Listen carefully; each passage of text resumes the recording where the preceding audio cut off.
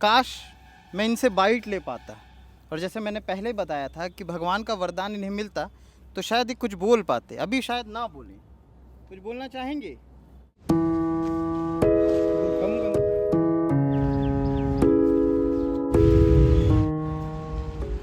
कभी कभी सोचता हूँ कि अगर भगवान इन मवेशियों को वरदान दे दे कि तुम अब बोल सकते हो, तो न जाने कितनी सरकारें गिर जाएंगी, न जाने कितने ऐसे फाइल हैं जो दबे हैं वो बाहर आ जाएंगे, न जाने कितने लोग हैं जो वैसे तो ऐसे ही घूम रहे हैं ईमानदार सफ़ेद कुर्ते में, लेकिन उसके बाद उनके कुर्तों में दाग लग जाएंगे।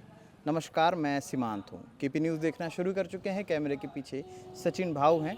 वही पुराना मुद्दा, सुंदर भिलाई की तस्वीर दिखाते दिखाते थक जाते हैं, तब फिर हमको आना पड़ता है ऐसी जगहों पर।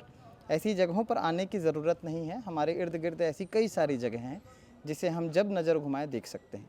बशर्ते आपकी नज़र क्या देखती है वो डिपेंड करता है आप पे। और इसीलिए मैं अपने कैमरामैन सचिन भाऊ के साथ यहाँ पर आ गया। यहाँ पर आने का कारण ये है कि भिलाई का एकमात्र बड़ा, देखा जाए तो बीचों बीच का सब्जी मंडी है ये।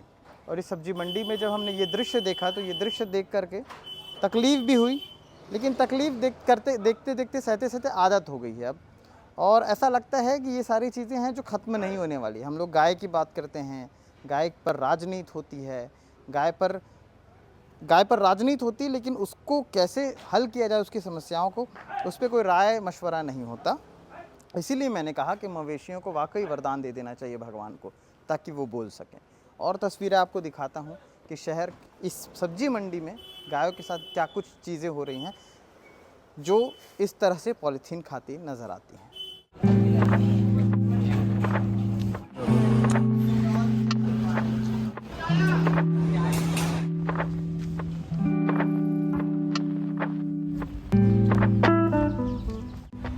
कहते हैं गाय हमारी माता है, हमको कुछ नहीं आता है। ये स्लोगन आपने सुना होगा, और सही ही कहते हैं, क्योंकि अगर हमें कुछ आता तो गाय सड़कों पर नहीं होती और गाय की स्थिति इस तरह नहीं होती इस तरह आप स्क्रीन पर देख रहे हैं। कभी कभी लगता है कि ये गाय नहीं, रिसाइकलिंग मशीन है। आप प्लास्टिक फेंकिए और देखिए कैसे ये पर्यावरण को सजाने में आपकी मदद करती है।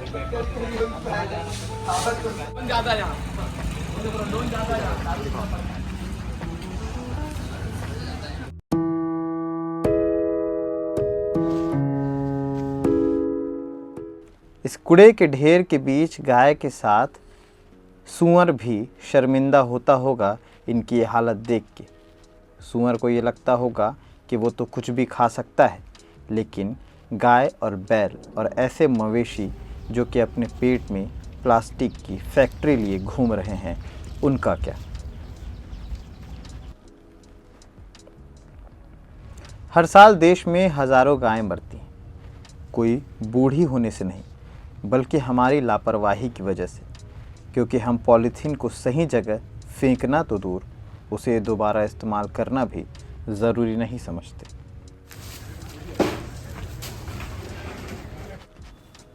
गाय को पूजने की बातें बहुत होती, गाय को पूजने की बातें बहुत होती, लेकिन जब वो पॉलीथीन में लिपटा बचा खुचा खाना खा रही होती हैं, तब कहीं कोई धर्म, संस्कृति या संवेदनशीलता दिखाई नहीं देती।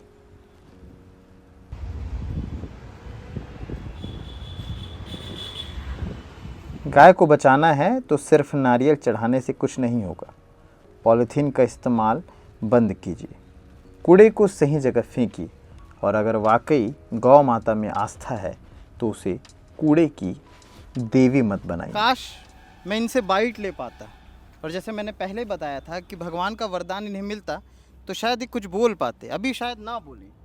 कुछ बोलना चाहेंगे?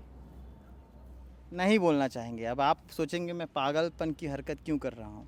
पागलपन की हरकत हर वो इंसान कर रहा है जो गाय को रिसाइकलिंग मशीन समझता है। उन्हें लगता है कि पर्यावरण को सजाने के लिए एक अच्छा तोहफ़ा है ऐसे गाय और नंदी और ऐसे मवेशी जो पॉलीथीन खाते हैं और उसके बाद पर्यावरण को ऐसा सजाते हैं।